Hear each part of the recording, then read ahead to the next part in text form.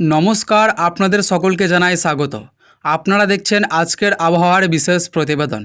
আজকের এই প্রতিবেদনে আমরা বিস্তারিতভাবে জানব পশ্চিমবঙ্গের বিভিন্ন জেলার আবহাওয়ার সর্বশেষ পরিস্থিতি, কোথায় কোথায় বজ্রবিদ্যুৎ সহ ভারী বৃষ্টির সম্ভাবনা রয়েছে, কোন কোন জেলায় মাঝারি থেকে ভারী বৃষ্টিপাত হতে পারে, কোথায় দমকা হাওয়া বইতে পারে এবং আগামী 24 থেকে 48 ঘন্টায় আবহাওয়ার কী ধরনের পরিবর্তন দেখা যেতে পারে।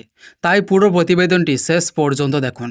বর্তমানে বর্ষা সক্রিয় থাকায় বঙ্গোপসাগর থেকে প্রচুর পরিমাণে জলীয় বাষ্প পশ্চিমবঙ্গের দিকে প্রবেশ করেছে। সেই সঙ্গে একটি নিম্নচাপ অক্ষরেখা এবং অনুকূল মৌসুমি বায়ুর প্রভাবে রাজ্যের একাধিক জেলায় বৃষ্টির অনুকূল পরিবেশ তৈরি হয়েছে। ফলে দিনের বিভিন্ন সময় আকাশ মেঘলা থাকবে এবং দুপুরের পর থেকে সন্ধ্যার মধ্যে বজ্রবিদ্যুৎ সহ বৃষ্টি শুরু হওয়ার সম্ভাবনা রয়েছে। কোথাও কোথাও অল্প সময়ের জন্য ভারী বর্ষণ হতে পারে।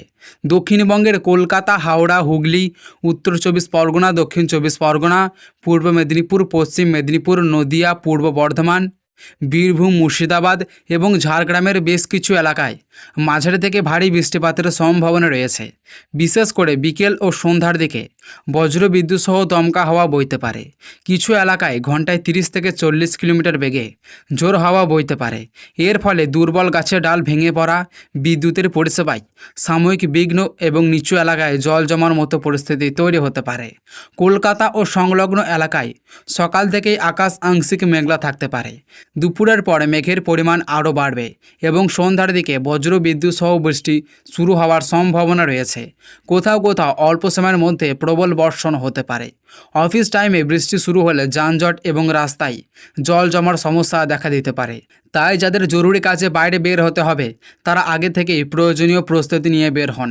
উত্তরবঙ্গের দার্জিলিং, কালিম্পং, জলপাইগুড়ি, আলিপুরদুয়ার, কোচবিহার, উত্তর দিনাজপুর এবং মালদা জেলার বিভিন্ন এলাকাতেও দফায় দফায় বৃষ্টির সম্ভাবনা রয়েছে।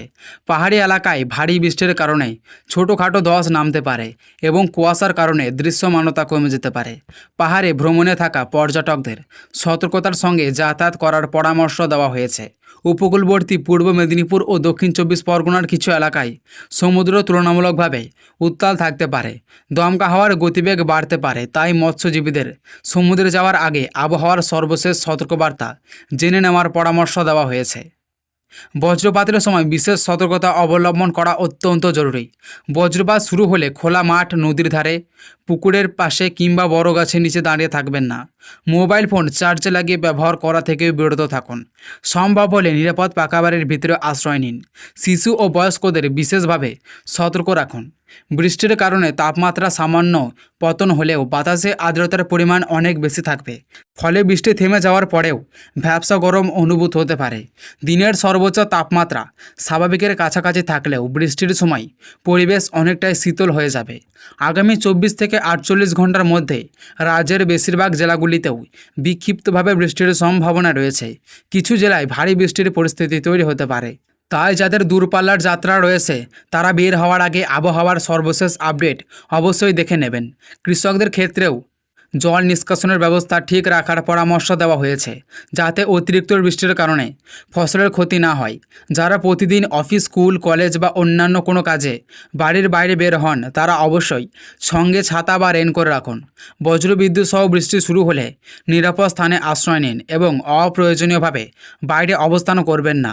রাস্তায় জল জমে থাকলে বিদ্যুতের খুঁটি বা ছেঁড়া বিদ্যুতের তারার কাছাকাছি যাওয়া থেকে বিরত থাকুন।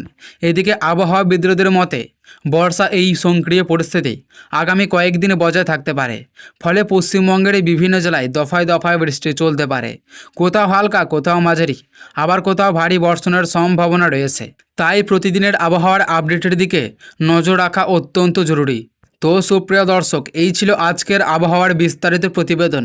নতুন কোনো বড় আপডেট বা সতর্কবার্তা প্রকাশিত হলে আমরা সবার আগে আপনাদের জানিয়ে দেব। তাই ভিডিওটি যদি ভালো লেগে থাকে তাহলে অবশ্যই একটি লাইক করবেন, বন্ধুদের সঙ্গে শেয়ার করবেন এবং প্রতিদিনের নির্ভরযোগ্য আবহাওয়ার খবর সবার আগে পেতে আমাদের চ্যানেলটি সাবস্ক্রাইব করে পাশে থাকা বেল আইকনটি অন করে রাখুন। সবাই ভালো থাকুন, সুস্থ থাকুন এবং নিরাপদে থাকুন। আবারও দেখা হবে পরবর্তী আবহাওয়ার আপডেটে। ধন্যবাদ।